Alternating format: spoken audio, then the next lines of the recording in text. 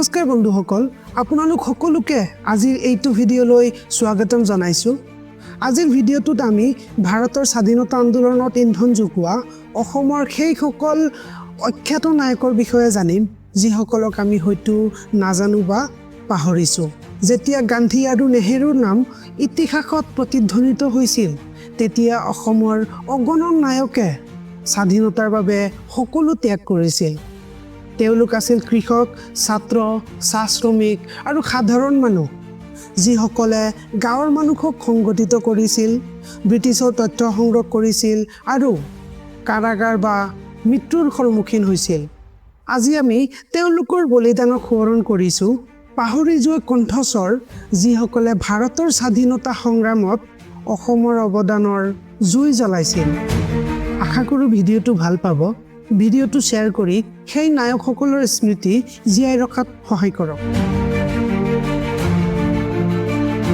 আমাৰ সোঁৱৰণৰ এই যাত্ৰা আৰম্ভ হয় যোৰহাটৰ সোণাৰাম চুতীয়াৰ পৰা। এজন নিষ্ঠাৱান স্বাধীনতা সংগ্ৰামী। সাধাৰণ পৰিয়ালত জন্মগ্ৰহণ কৰা সোণাৰামে 1942 চনত ভাৰত ত্যাগ আন্দোলনত যোগ দিছিল। ব্ৰিটিছ শাসনৰ বিৰুদ্ধে সংগ্ৰাম কৰিছিল। যোৰহাট কেন্দ্ৰীয় কাৰাগাৰত 2 বছৰতকৈ অধিক সময় কাৰাবাস ভুগিছিল। কঠিন পৰিস্থিতিৰ সন্মুখীন হৈছিল যদিও গোপীনাথ বৰদলৈৰ দৰে নেতাৰ সৈতে বন্ধুত্ব গঢ়িছিল। 1944 চনত মুক্তিৰ পিছত গৃহবন্দী হৈছিল, তথাপিও তেওঁৰ মনোবল অটুট আছিল। 1970ৰ দশকত ভাৰত চৰকাৰে তেওঁক সন্মান জনাইছিল। সোণাৰামৰ উত্তৰাধিকাৰে আমাক স্মৰণ কৰায় যে নীৰৱ ধৈৰ্যই এই সংগ্ৰামক জীয়াই ৰাখিছিল। অসমৰ চাহ বাগিচাৰ ছায়াত কাম কৰিছিল বিজু বাউৰী, যাক পেজা বৈষ্ণৱ নামেৰে জনা যায়। নুমলীগড়ৰ ওচৰৰ এজন চাহ শ্ৰমিক, যিয়ে গণ সংগ্ৰামৰ প্ৰতীক হৈ পৰিছিল। ব্ৰিটিছ বিৰোধী ভাষণৰ দ্বাৰা প্ৰভাৱিত হৈ বিজুৱে 1932 চনত অহিংসা প্ৰদৰ্শন আৰু পিকেটিঙত যোগদান কৰিছিল। গ্ৰেপ্তাৰ হৈ যোৰহাট কাৰাগাৰত পঠিওৱা হৈছিল, য'ত ব্ৰিটিছ কৰ্মচাৰীৰ হাতত নিষ্ঠুৰ নিৰ্যাতনৰ সন্মুখীন হৈছিল আৰু কাৰাগাৰতে মৃত্যুবৰণ কৰিছিল। তেওঁৰ পৰিয়ালো কাৰাবাসৰ চিকাৰ হৈছিল। বিজুৰ ত্যাগে শ্ৰমিকৰ অগণিত যন্ত্ৰণাৰ কথা প্ৰকাশ কৰে, যিসকলে অৰ্থনীতি চলাইছিল কিন্তু সন্মান আৰু স্বাধীনতাৰ বাবে সংগ্ৰাম কৰিছিল। ঢকুৱাখানাৰ বিদ্যাৱতী গগৈ এগৰাকী পথ প্ৰদৰ্শক। সেই যুগৰ মহিলাৰ সীমা ভাঙিছিল। 1926 চনত জন্মগ্ৰহণ কৰা বিদ্যাৱতীয়ে কম বয়সতে ভাৰত ত্যাগ আন্দোলনত যোগদান কৰিছিল। উঠাওক উঠাওক ৰাষ্ট্ৰীয় পতাকা, নমাওক নমাওক ইংলেণ্ড জেকৰ দৰে সাহসী শ্লোগান দি তেওঁ নিজৰ অঞ্চলৰ মহিলাসকলক সংগঠিত কৰিছিল। তেওঁলোকক বাহিৰলৈ ওলাই আন্দোলনত যোগদানৰ বাবে প্ৰেৰণা দিছিল। বিদ্যাৱতীৰ প্ৰচেষ্টাই অসমৰ স্বাধীনতাৰ কাহিনীত মহিলাৰ কণ্ঠক শক্তিশালী কৰিছিল, প্ৰমাণ কৰিছিল যে সাহসৰ কোনো লিংগ নাই। পানীগাঁৱৰ চক্ৰধৰ ভূঞা 1929 চনত জন্মগ্ৰহণ কৰা। গান্ধীৰ পথ অনুসৰণ কৰিছিল, কিন্তু তেওঁ এটা সাহসী ভূমিকা গ্ৰহণ কৰিছিল। ভাৰত ত্যাগ আন্দোলনৰ সময়ত তেওঁ এজন গুপ্তচৰ হিচাপে কাম কৰিছিল। ব্ৰিটিছৰ গোপনীয় তথ্য সংগ্ৰহ কৰি সংগ্ৰামক সহায় কৰিছিল। তেওঁৰ গোপন কাৰ্যকলাপে তেওঁক বিপদৰ সন্মুখীন কৰিছিল, তথাপিও তেওঁ গ্ৰেপ্তাৰৰ পৰা ৰক্ষা পৰিছিল।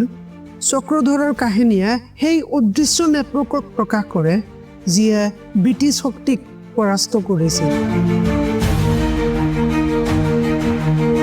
যোৰহাটৰ দেৱেশ্বৰ দলৈ এজন গান্ধীয়ান ছাত্ৰৰ পৰা সংগঠকলৈ পৰিণত হৈছিল।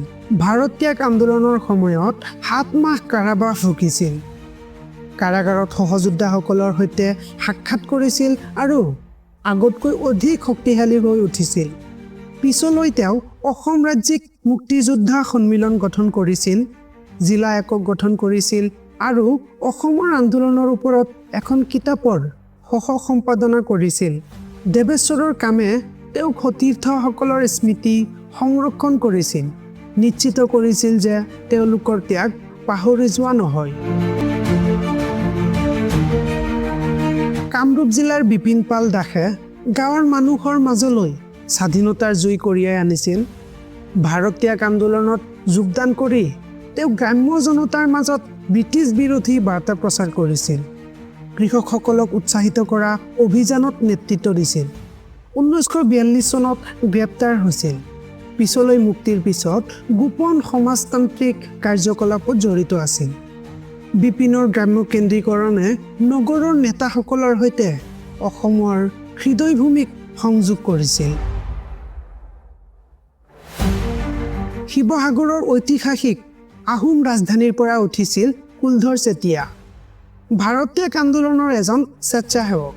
চেতিয়া ভলেণ্টিয়াৰ নামেৰে জনাজাত তেওঁ প্ৰদৰ্শন আৰু সশস্ত্ৰ প্ৰতিৰোধৰ নেতৃত্ব দিছিল। পুলিচৰ নিৰ্যাতনত হাত ভাঙি গৈছিল। 1950 চনত বিপ্লৱীৰ গুলীৰ পৰা ৰক্ষা পৰিছিল, আনকি নেহেৰুৰ পৰা শুভেচ্ছা পত্ৰও লাভ কৰিছিল। কুলধৰৰ স্থিতিস্থাপকতা স্বাধীনতাৰ পিছতো জাৰি আছিল। 1983 চনত তেওঁক পেঞ্চনেৰে সন্মান দিয়া হৈছিল। মহম্মদ হুছেইন বা কামাণ্ডাৰ হুছেইন বৈৰাগী চকৰ এজন চাহ বাগিচাৰ শ্ৰমিক আছিল, যিয়ে নন কোঅপাৰেশ্যন আপিয়াম নিষিদ্ধকৰণ আৰু ভাৰতীয় আন্দোলনত যোগদানৰ বাবে নিজৰ চাকৰি ত্যাগ কৰিছিল। 3 বাৰ গ্ৰেপ্তাৰ হৈছিল। তেওঁ 1947 চনৰ স্বাধীনতা দিৱসত ডিমুত ত্ৰিৰংগা উত্তোলন কৰিছিল। মুছলিম লীগৰ দ্বাৰা নিৰ্যাতিত হৈও হুছেইনৰ আন্তঃধৰ্মীয় ঐক্যৰ প্ৰচেষ্টাই তেওঁক অসমৰ অন্তৰ্ভুক্তিমূলক প্ৰতিৰোধৰ প্ৰতীক কৰি তুলিছিল। শিৱসাগৰৰ পুৰণি দিলিখি ধাইআলিৰ গোলাপ গগৈ এজন স্বেচ্ছাসেৱক, যিয়ে স্বাধীনতাৰ বাবে নিজৰ শিক্ষা ত্যাগ কৰিছিল। নেতাসকলৰ নিৰ্দেশত তেওঁ ৰাজহুৱা ঘৰ জ্বলাইছিল, নাহৰগুটিৰ দৰে পৰম্পৰাগত সঁজুলি ব্যৱহাৰ কৰি আৰু গান্ধীৰ আদৰ্শ ঘৰে ঘৰে প্ৰচাৰ কৰিছিল। তেওঁ স্থানীয় প্ৰতীকৰ সৈতে কাম কৰিছিল। গোলাপৰ সাহসী কাৰ্যই ব্ৰিটিছৰ কাৰ্যকলাপক বিঘ্নিত কৰিছিল, অসমৰ যুৱকৰ উত্তেজিত চেতনাৰ প্ৰতীক হৈ পৰিছিল।